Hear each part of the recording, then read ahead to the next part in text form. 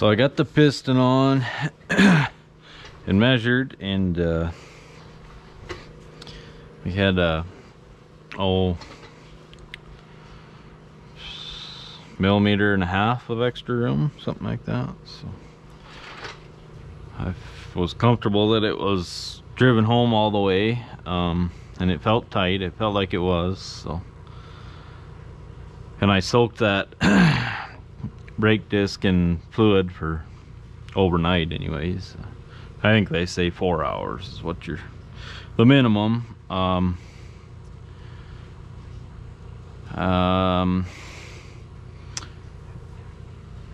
I slid that shaft back in. I'm not sure.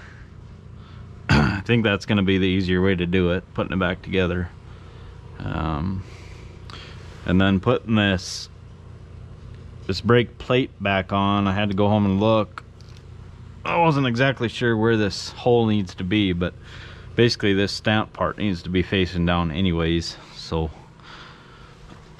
I'll just set that in there, and then I got to put some flange sealant on, Loctite. Normally you just use 515. It's been my experience for a lot of stuff, but they were calling for like a 574.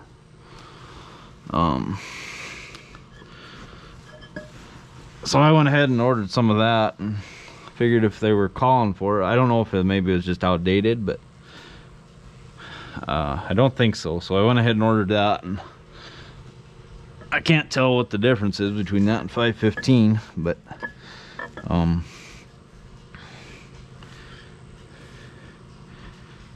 so I need to put that on there. That feels right. Put that on this housing, and hopefully I gotta get that oil cleaned off there. That's the only tricky part, getting it back together, is going to be not letting any oil get back on there and screw up that sealant. But I've had these draining for a few days, so when I pick this back up, it should be fine. I'll get some brake clean that off, and dab some of that sealant on, and I'll probably try to put her back together. Then I'll probably have to let her sit another day to let that stuff set up before I start screwing with the other side. So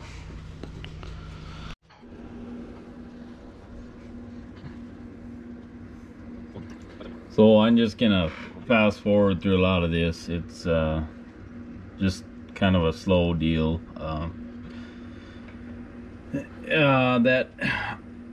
That brake disc that I soaked for overnight, I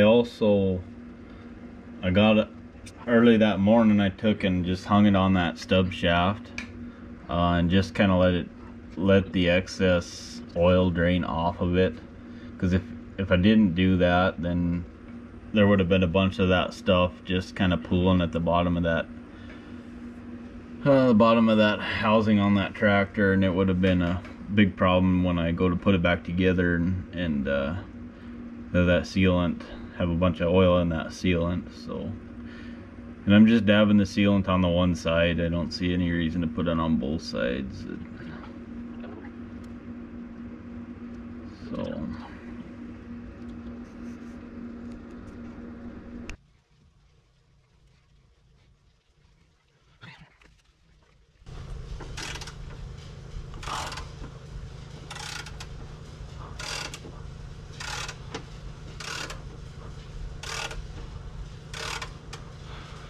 we gotta get that ear underneath that cab frame. Then I can lift it up the rest of the way. She's still clean. It should be all right there.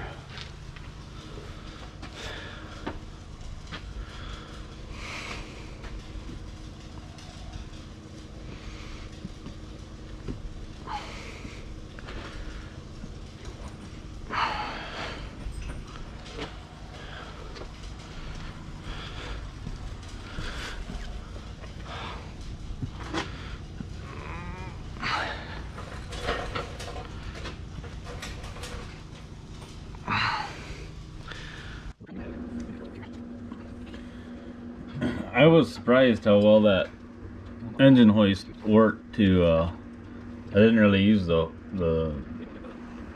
hydraulics on it at all. I just used the big old casters it's got to set that heavy wheel and tire on. And I was lucky that these tires don't have fluid in them, so it made things a little easier.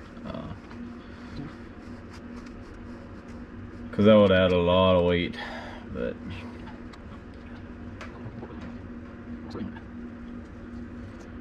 and on this side I was trying to use that transmission jack on that trumpet housing right there to be able to control the height on that there, and it worked okay, but it's kind of just a light duty little thing, and it by the time I got to the other side, the casters on it were starting to bend a little bit, and I should have just done without it. And I found out that it actually worked better when I was on the other side. It actually worked better to just use that ratchet strap around the top of that. You can kind of see it there on the top of that wheel and tire, and I could just put some slack in that or tighten it up to get it where I wanted it. With a deal like that, you always got to be careful you don't tighten it too much that the whole thing wants to tip over. You know, you guys got to be careful with this stuff. It's heavy stuff.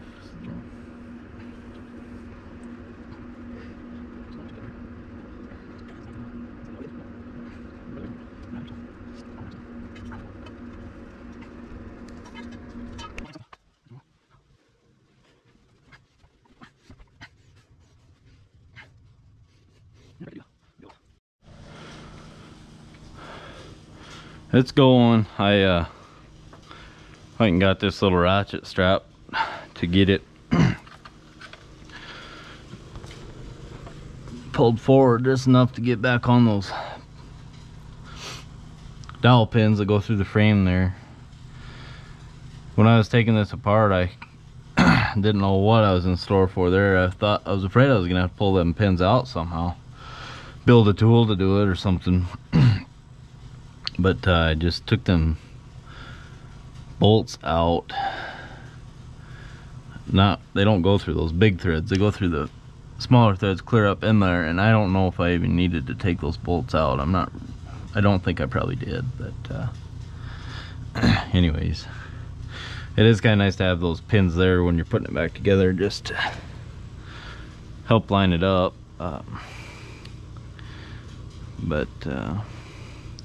Yeah, I think I pretty well got her. She's sliding on good. I might push it on a little more, and then I can probably just use the bolts to pull it on if I'm careful. But everything feels like it's oh, that's what happened. That turned. Everything feels like it's sliding on pretty clean. Nothing hanging up.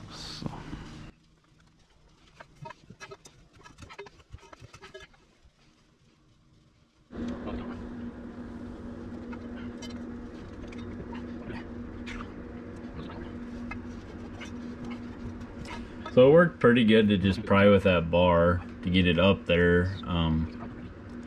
But what ended up happening was there's that lip on that trumpet housing that is a pretty darn tight fit into the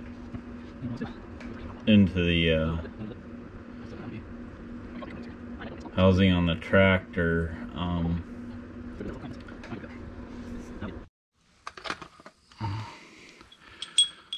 So I went and got these longer bolts just so I can get this thing started. It's got kind of a lip in there that's got to get set in, and having a hard time doing it just by pushing on it.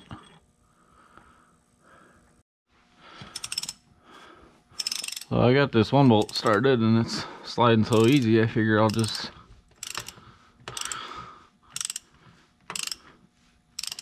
do it that way. Now it's starting to firm up a little bit. I probably better put one on the other side, because it's probably going to start to hang up on those dowel pins. those big ones.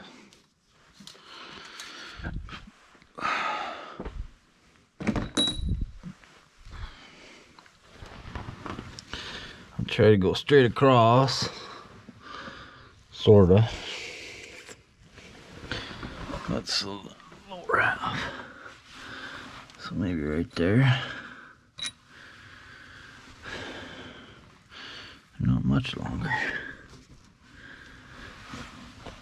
Let's see if we can see our hole. Looks like a pretty straight shot.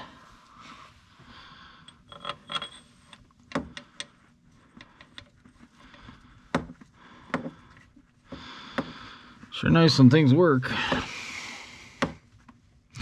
Almost feel like you're cheating.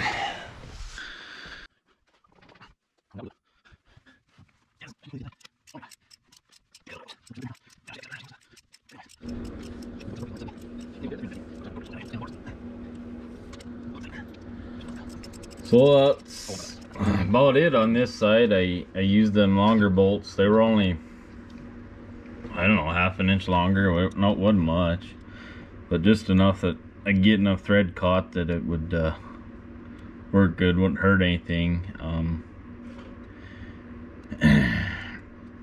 That on them bolts was some of that old flange sealant that was kind of stuck on a couple of them.